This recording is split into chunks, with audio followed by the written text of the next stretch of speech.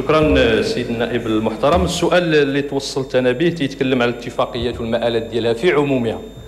فالحمد لله الوزاره التزمت بكل ما وقعته، سواء كانت الاتفاقيه ديال الاقاليم الجنوبيه ديال الدار البيضاء العيون، الدار البيضاء الداخله، ثم ايضا الدار البيضاء قلميم وطنطا. الامور راهي غاديه وعندنا فيها مؤشرات جد ايجابيه. الاتفاقيه الثانيه ديال جهه سوس مصة درعا واللي ايضا خدامه مع ورزازات ومع زاكوره، والاتفاقيه الثالثه اللي مع الجهه ديال مكناس فاس مكناس السابقه واللي فيها الرشيديه ايضا منذ يونيو 2014 خدامه. الاتفاقيه اللي مرتبطه ب الرابعه اللي هي مع الجهه ديال تازا الحسيمه، من المفروض انه البدايه ان شاء الله رب العالمين غادي تكون في يونيو الانطلاق الفعلي ديال الاشتغال ديال الخطوط. بمعنى حنا راحنا اليوم في 12 ماي، حنا راه عندنا اجال ديال البدايه ديال يونيو على اساس انها ان شاء الله رب العالمين تشتغل.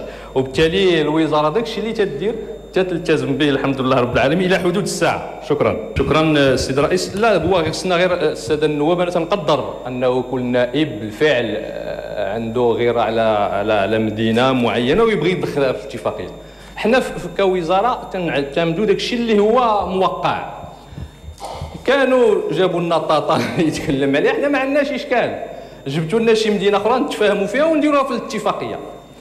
طلب اعاده النظر في الاتفاقيه، حنا ما عندناش اشكال الا كاين طلب من الاطراف الثلاث الموقعه، حنا ما عندناش اشكال. وبالتالي بكل وضوح حنا داكشي اللي دايرينه ملتزمين به. يبدو ان داكشي بالفعل واحد المجموعه ديال المدن بغات حتى هي تنخرط فيه على الراس والعين، ما عندنا حتى شي اشكال، ولكن حنا ملتزمين بداكشي اللي موقع. طلبوا اعاده النظر في الاتفاقيه من اتفقوا عليها الاطراف الثلاث اللي هي موقعه. اي مدينه اللي ممكن انها تكون معنيه بالتعديل ما عندنا حتى شي اشكال. تقريبا في نفس السياق راه حنا غاديين في الاتفاقيه الثانيه اللي هي تقريبا تجي في نفس السياق اللي تكلمت عليه دابا. شكرا سيد الرئيس.